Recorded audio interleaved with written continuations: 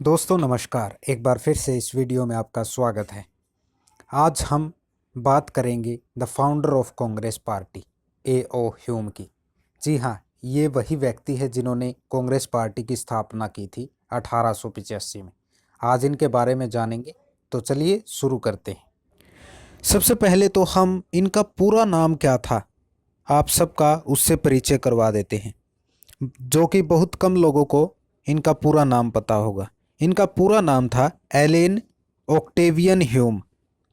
इनका जन्म 4 जून 1829 को मॉन्ट्रोस स्कॉटलैंड में हुआ था और उनकी मृत्यु 31 जुलाई 1912 को लंदन यूनाइटेड किंगडम में हुई थी। ये ब्रिटिश काल के दौरान सिविल सेवा के अधिकारी थे और राजनीतिक सुधारक भी थे, और इन्होंने 1885 में भारतीय राष्ट्रीय कांग्रेस की संस्थापक बने या स्थापना की। वो सिर्फ प्रशासनिक अधिकारी और राजनीतिक सुधारक के अलावा पक्षी विज्ञान में भी माहिर थे, जिस वजह से उन्हें भारतीय पक्षी विज्ञान का पितामह कहा जाता था। 1829 में उनका जन्म हुआ और अंग्रेजी शासन की प्रतिष्ठित बंगाल सिविल सेवा में वो चयनित होकर 1849 में अधिकारी बनकर सबसे पहले वो उत्तर प्रांत के जनपद इटावा में आए।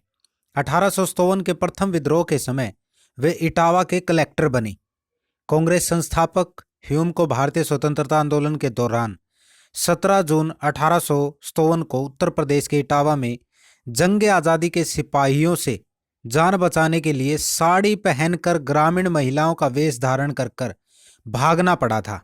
आज़ादी के संघर्ष के दरमियान ह्यूम को मारने के लिए सेनानियों ने पूरी तरह से घेर लिया था। तब ह्यूम ने साड़ी पहनकर अपनी जान बचाई थी। ह्यूम तब इटावा के कलेक्टर हुआ करते थे।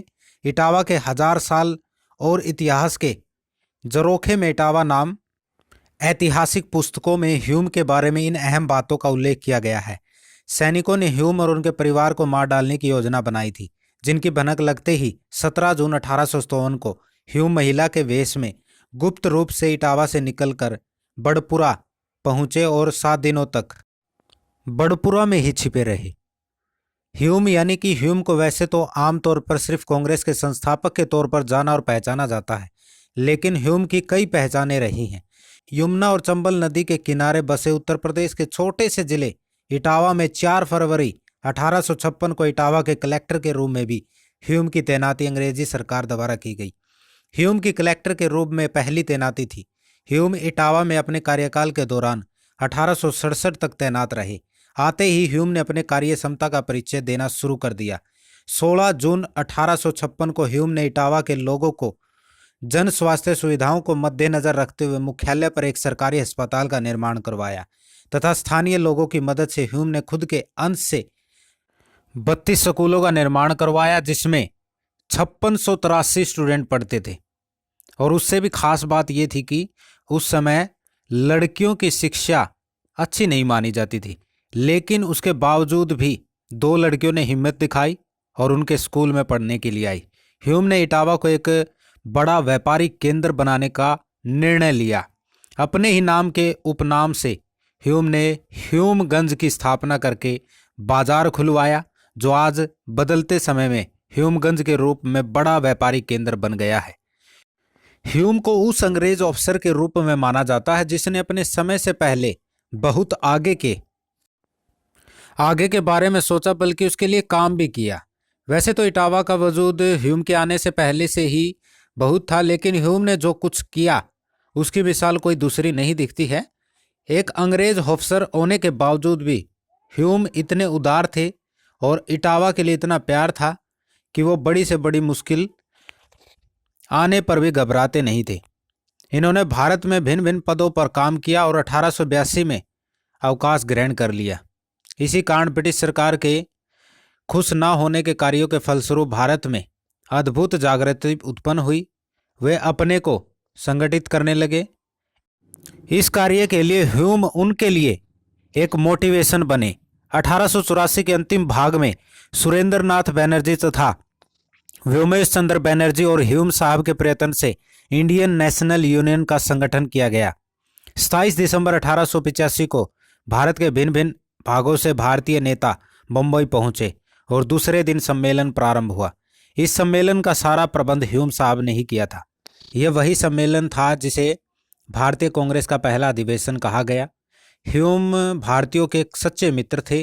उन्होंने कांग्रेस के सिद्धांतों का प्रचार अपने आर्टिकल्स और अपने लेक्चरों में किया। इसका प्रभाव इंग्लैंड की जनता पर संतोषजनक पड़ा।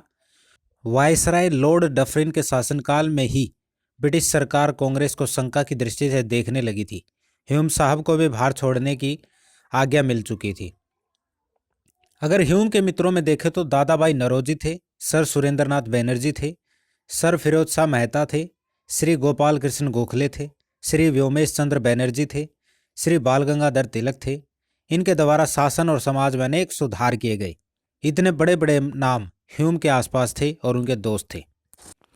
उस समय कुछ अंग्रेज ह्यूम जैसे भी थे जो भारतीयों के प्रति उदार का भाव रखते थे, और जब उन्हें भारत छोड़कर इंग्लैंड जाने की आज्ञा मिली तो वो जब इंग्लैंड में पहुंचे तो वो अंग्रेजों को बताते थे कि भारतवासी अब योग्य हो चुके हैं और भारत को अब आज़ाद कर देना चाहिए। उन्होंने कहा कि जिस प्रकार से अंग्रेजों को अधिकार प्राप्त है उसी प्रकार भारतीयों को भी अधिकार प्राप्त होने चाहिए, सरकारी नौकरियां मिलनी चाहिए और उनमें समानता मिलनी चाहिए, और वो भी अपनी सुख चैन की जिंदगी जिए। ऐसे थे ह्यूम साहब। ह्यूम की अपील का अंग्रेजों पर प्रभाव भी हुआ और अंग्रेजों ने उनके सुझाव को माना भी, और उसके बाद भारतीयों को सरकारी पदों में जगह भी मिलने लगी और कांग्रेस को अच्छी नज़र से देखा जाने लगा और कांग्रेस का सम्मान किया जाने लगा। ह्यूम साहब और व्योमेश चंद्र बैनर्जी के हर सुझाव को अंग्रेज सरकार मानती थी और अपने सरकारी कार्यों में भी उनकी सलाह लेने लगी। वहीं ह्यूम को भी भारत बहुत पसंद आया और भारत को भी खूब समझते थे। यहाँ तक कि भारतीय भोजन भी उनको खूब पसंद था और गीता और बाइबल को तो वो रोज पढ़ते थे। उनके भाषणों में भारतीय विचार हमेशा हुआ करते थे। भारतीय जनता ये देखकर बहुत खुश हुआ करती थी। अंग्रेज सरकार को भारतीय जनता के साथ कैसा व्यवहार करना चाहिए, इन्हीं बातों को वो अपने आर्टिकल्स और भाषणों में भी कहा करते थे। यहाँ तक कि ह्यूम लोकमान्य बाल गंगाधर तिलक को सच्चा देशभक्त और भारत माता का सुपुत्र मानते थे। उनका मानना था कि भारत को उनका प्रयास अवश्य स्वतंत्रता दिलाएगा। तो दोस्तों, ये थी ए हो ह्यूम के बारे में थोड़ी सी जानकारी। वीडियो ख़त्म करने से पहले मैं आपके सामने एक बात और शेयर ज़रूर करना चाहूँगा। आपने सुना ही होगा कि भारत को 2014 में आज़ादी मिली। ये बात काफ़ी वायरल हुई थी और काफ़ी इसको फैलाया गया था। मेरा मानना है कि इस बात को इसीलिए फैलाया गया था क्योंकि कांग्रेस की स्थापना ए.ओ. ह्यूम ने की थी, जो कि एक अंग्रेज था, और उनका मानना है जो इस बात को कहते कि 2014 में आज़ादी मिली कि 70 साल जिस कांग्रेस ने भारत पर राज किया वो एक अंग्रेज द्वारा बनाई गई पार्टी है, जिस वजह से 2014 में जब बीजेपी वापस आई तो भारत 2014 में आज़ाद हुआ। इन लोगों का ये मानना है, लेकिन मैं ये भी मानता हूँ कि ये एक तर्कहीन बयान है और इसको सीरियसली नहीं लेना चाहिए। तो दोस्तों, इस वीडियो को यहीं ख़त्म करते हैं। अगर वीडियो अच्छी लगी हो तो वीडियो को लाइक कर देना और चैनल को सब्सक्राइब कर देना। धन्यवाद।